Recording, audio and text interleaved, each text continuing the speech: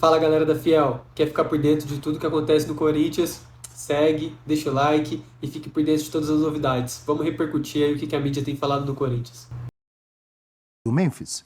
Gostei, achei muito bom porque o clima que termina a temporada do Corinthians era muito fácil falar, não, o clima é positivo, né? Igualou a maior sequência de vitórias na história dos pontos corridos, a temporada que parecia que ia terminar sem nada, sem mesmo Copa do Brasil, terminou com vaga em tudo, no final das contas, claro, não terminou com título, mas pelo menos vagas garantidas, então até deixou um caminho pronto para uma próxima temporada.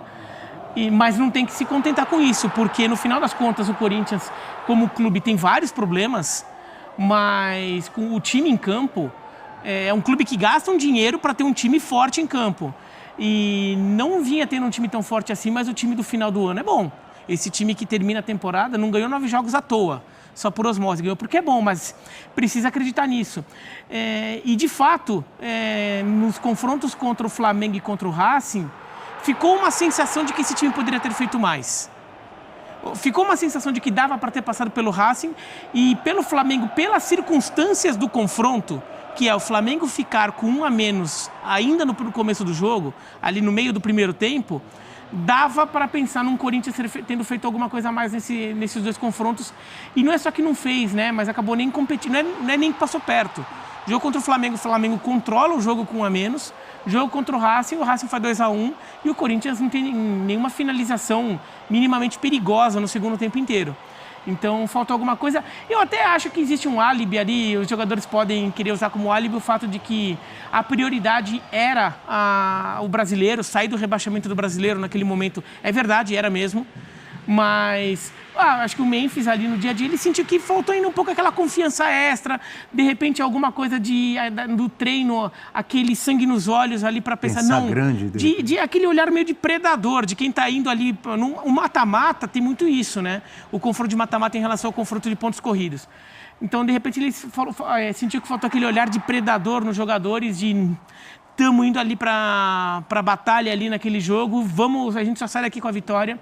Talvez ele tenha sentido um pouco disso, e daí já deixou recado para, de repente, no ano que vem está tudo zerado. Ano que vem o Corinthians não começa a temporada ameaçado pelo rebaixamento, né? Então é mais fácil você construir também um time já com uma mentalidade de pensar mais lá em cima do que embaixo. Você sabe que na sua fala, você mexeu um pouco com os brios ou com os pensamentos do professor Celso e do Eugênio.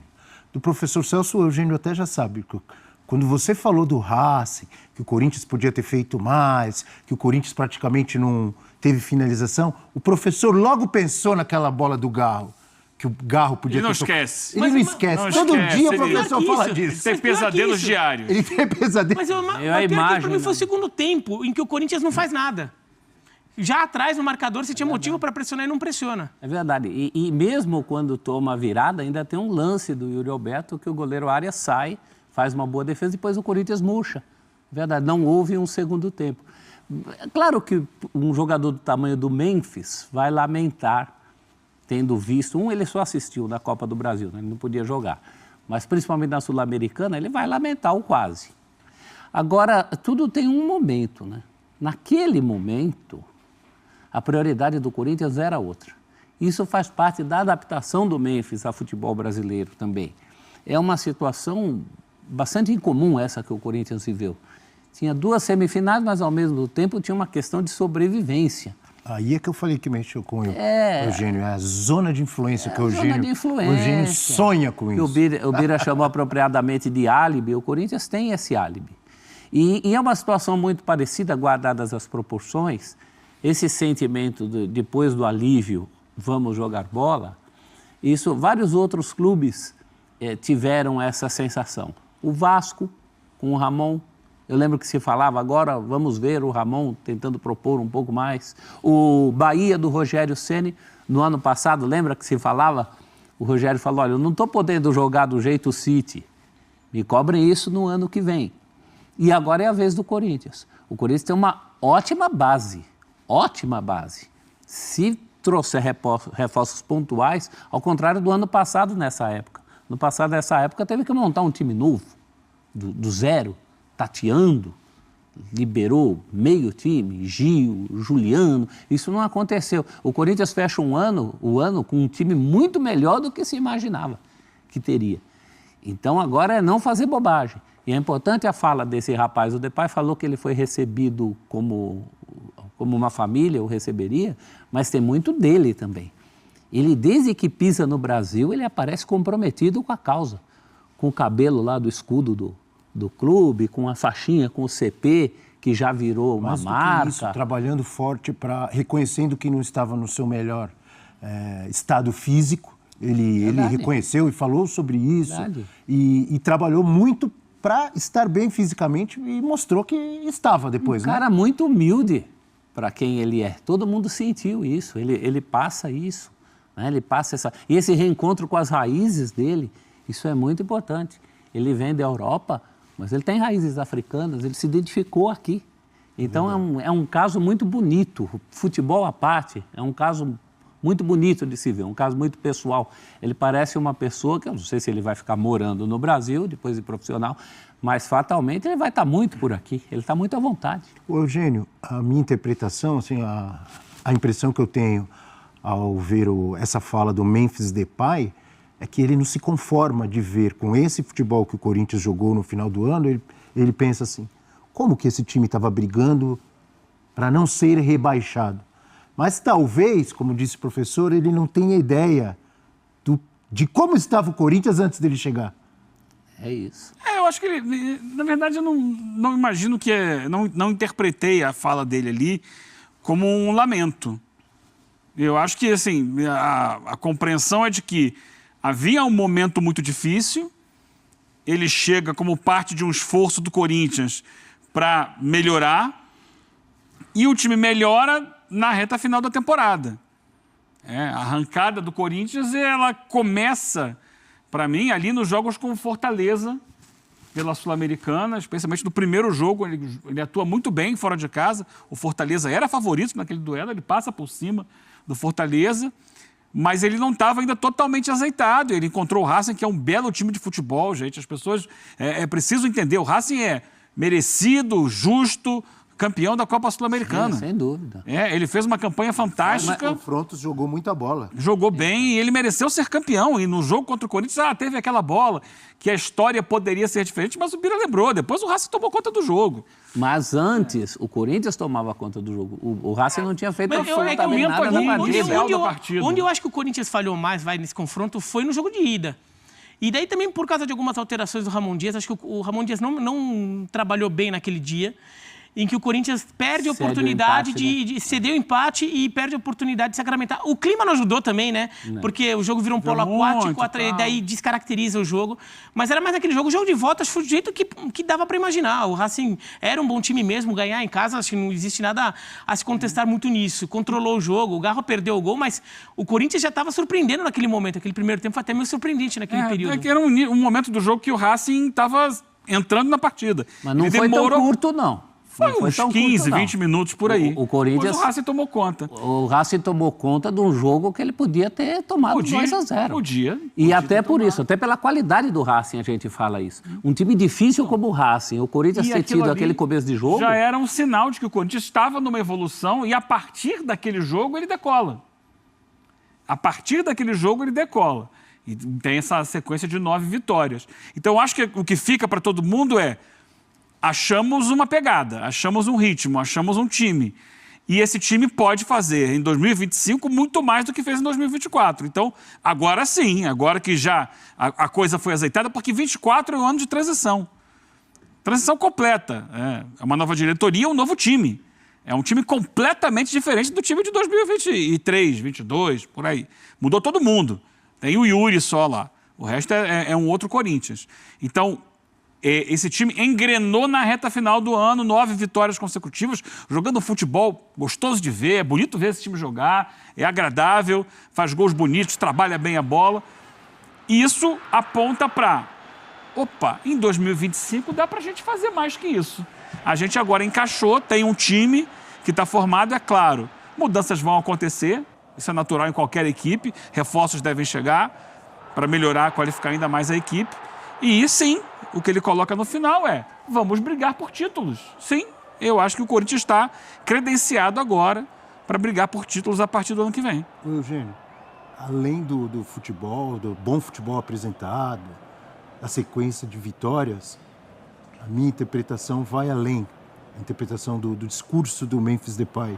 Eu imagino ele pensando como um time com essa torcida, com esse barulho que faz, não só jogando na Neoquímica, em todos os lugares que vai o Corinthians pelo Brasil, e o Memphis esteve em vários, você vê a torcida do Corinthians comparecendo, fazendo barulho. O que esse time repercute na cidade, no país, como um time desse vive uma situação dessa? E aí, ao mesmo tempo que ele tenta se integrar e consegue, eu de novo insisto, talvez ele esteja conhecendo ainda um pouco o futebol brasileiro, porque ele vai descobrir que um time como o Corinthians, apesar de tudo, disputa para não cair ou já caiu. Um time com a torcida como o Galo já caiu. Inter, Grêmio, o Flamengo não caiu, mas já esteve perto de cair. Um time do tamanho do Santos foi rebaixado. E se não se cuidar, se não se organizar, se não investir, se não for profissional, um time do tamanho do Corinthians, vai acontecer isso. O Memphis olha e não acredita. É que a gente estava conversando no camarim aqui. O Memphis jogou na Holanda, jogou na Inglaterra, jogou na Espanha e jogou na França. Nossa. Nesses países, mesmo na Premier League, que a gente até tem como uma liga mais equilibrada, na Premier League, se você da turma dos grandes, ele era da turma dos grandes, ele jogava no Manchester United. Se você é da turma dos grandes e faz tudo errado, você vai brigar na posição da tabela, você vai brigar com o melhor time do resto. Então, assim, o resto, os times assim, que têm menos orçamento, se fizerem tudo direitinho, vão estar brigando ali com um time grande que tiver Sétimo, oitavo lugar. Sétimo, oitavo lugar. Então, o Manchester United brigando com o Brighton na tabela. É mais ou menos isso. Aqui no Brasil, a diferença é muito menor. Então, um grande que tem até um elenco forte, que tem muito investimento, estiver fazendo muita besteira, ele não vai estar brigando com o melhor do resto. O melhor do resto eu tô falando assim, dos times que têm menos dinheiro, menos recursos. O melhor dos times com menos recursos no Brasil era o Fortaleza, que até 4 rodadas do final estava com chance de título. Sendo que o pior dos grandes... É isso que ele está começando a entender, né? O pior dos grandes escapou do rebaixamento, não, faltando 20 minutos para acabar o jogo. Para acabar o campeonato. O Atlético Mineiro. O Atlético Mineiro. Que tem recurso, tem Hulk, eu não estou falando só em tamanho de instituição, estou falando em investimento. Que 2, 3 anos atrás estava na final da Libertadores, que ganhou 2 Sul-Americanas recentemente, foi rebaixado. Então, é acreditável. Campeão sul-americano quase foi rebaixado. Na última rodada se salvou o Fluminense. E assim, aqui no Brasil acontece de clube muito grande, e daí a gente vai para o Santos, por exemplo, que jogou a Série B esse ano, daí pensando no Santos do ano passado, ou pensando no Corinthians do começo desse ano, clubes muito grandes estarem numa situação financeira em que eles não conseguem investir, e o não conseguir investir, às vezes é montar um time realmente fraco. Lá na Europa, mesmo um time muito grande, quando está mal financeiramente, ele monta um time fraco para os padrões dele, raramente é um fraco para brigar para cair. Tão fraco. Isso que eu acho que ele se assusta. É isso. Ele olha o tamanho do Corinthians, ele começa a ver tudo o que está acontecendo em volta dele e pensa, como que esse time estava assim, na zona do rebaixamento? Olha essa torcida, olha esse time quando vai jogar em Salvador, em Curitiba, no Rio de Janeiro. Olha esse time na Neoquímica Arena todo jogo. Olha como esse time estava assim. Ele deve pensar isso. Mas o discurso dele tem a ver com isso, né? O discurso dele de vamos amanhã, ano que vem... Esse time tem que estar lutando por títulos, é isso que ele quer. Exatamente, mudar a mentalidade, porque talvez ele tenha percebido que o próprio clube mesmo começou a ver a sua temporada como, não, que legal, fomos para a Libertadores, né? E não, a gente tem que pensar acima disso. O clube é maior que isso, o clube tem um potencial para ser melhor que isso, então tem que acreditar nisso, porque se não acreditar não vai conseguir. Aquele que acha que é pouco, né, Bira? Ele é um que acha que é pouco. Ele não pode entender. Porque quando ele chega, o fundo do poço já estava cavado, ele não participou disso. Ele chega para a reconstrução, ele não participa do processo que leva às últimas posições. Então ele não podia entender mesmo. Agora, se está pronto para brigou esse ano. Até sem time, com condição ruim, chegou a brigar, se você considerar que semifinal é brigar. Eu acho que é uma questão de qualificar elenco, principalmente, opções. Aliás, é o 3º ano seguido que o Corinthians chega às semifinais da Copa do Brasil. E o Eugênio lembrou a mudança, realmente é um time todo novo, e não é só um time novo de 23 para 24. É um time que mudou muito depois de um time que era praticamente o mesmo dos últimos 10 anos. A defesa era Cássio, Fagner, Gil, Fábio Santos, já não tinha mais ninguém. né? E do meio para frente também. Alguns jogadores não estavam há tanto tempo, mas eram jogadores importantes. O Juliano, o Renato Augusto, Paulinho. Aquele era o Paulinho, que nessa volta nem... Mas, enfim, fazia parte. Era quase um Corinthians, a base que vinha de 2012. Então, houve essa mudança abrupta. E eu acho que o Corinthians até deu sorte em alguns casos. No gol, por exemplo. O São Paulo, quando perde o Rogério Ceni, estava procurando um goleiro, até agora foi achar o Rafael. O Palmeiras também, antes de achar o Praz, quando perde o Marcos, sofreu.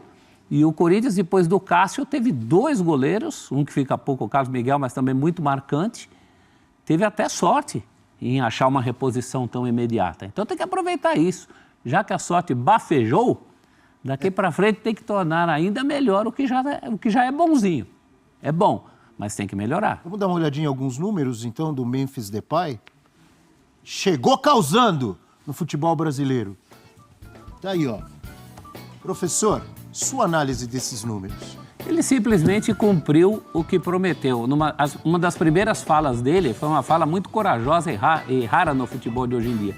Ele falou, vim para fazer gols e participar de jogadas e gols. É o que ele está fazendo aí, ó. 7 gols é o segundo, 4 assistências é o segundo, 15 finalizações certas, drible, que ele tenta com muita inteligência, passou até a soltar mais a bola conforme estava mais habilitado, né? Habituado, adaptado. E vitórias garantidas em gol é o primeirão, né? Só aquela falta contra o Atlético Paranaense, num momento muito agudo da própria campanha, que ele arrisca e faz o gol. Chegou para mudar o patamar, diria Bruno Henrique. Eu acho não. Eu fico pensando assim, como é raro e difícil 2 jogadores ou 3 jogadores se entrosarem tão rápido como se entrosaram Yuri Alberto, Memphis Depay e Garro. Não é comum o entrosamento vir tão rapidamente. Esses caras se entrosaram assim. Hein, Bira? Não tinha um levantamento que eu fiz com o Fabrício, editor do UFC Nacional.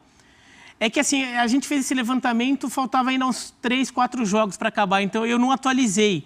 Mas, aí teve contra o Grêmio, acho que teve gol que eles não participaram. Mas até um determinado momento, acho que até o jogo contra o Bahia, ou o jogo anterior a esse, o Corinthians só tinha 2 gols no segundo turno inteiro, que não teve nem gol nem assistência de Depay, Garro ou Yuri Alberto. Tinha sido um gol contra o Red Bull Bragantino, que foi assistência do Hugo para o gol do Thales Magno, e o gol contra o Juventude, aquele 1-1, assistência do Fagner e gol do Pedro Henrique. Depois daquilo, foram terceira rodada do segundo turno, o jogo contra o Bragantino foi o mais recente. Depois disso, todos os gols do Corinthians no segundo turno, até as últimas rodadas, tinha ou gol ou assistência com participação de um dos 3. É um negócio impressionante. É muito legal quando jogadores se entrosam, assim, bons jogadores, e começa a dar certo uma dupla de ataque ou trio. O Scarpa está aqui na nossa tela, eu comecei a pensar, o Hulk e o Paulinho, logo que quando o Paulinho chega no Galo, aí o Hulk e o Paulinho assim, faziam uma dupla espetacular e que depois parece que se perderam um pouco, não foi tão bom. Os dois com lesões, né? Com lesões, exatamente. Enfim.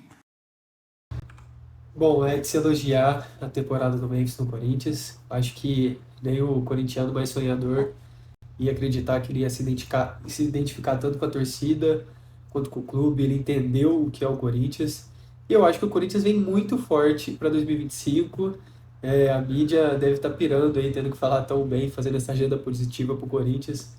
E a gente vem forte. Eu acho que algumas posições ali que o Corinthians precisa, talvez os laterais, o ponta e o zagueiro principalmente. E o Corinthians vem para disputar grandes coisas no ano que vem. E aí? Estão preparados para ver o Memphis ídolo do Corinthians? Vamos aguardar aí. Se inscreve, fique ligado aí que sempre vai ter notícias do que a mídia aí está repercutindo sobre o Corinthians.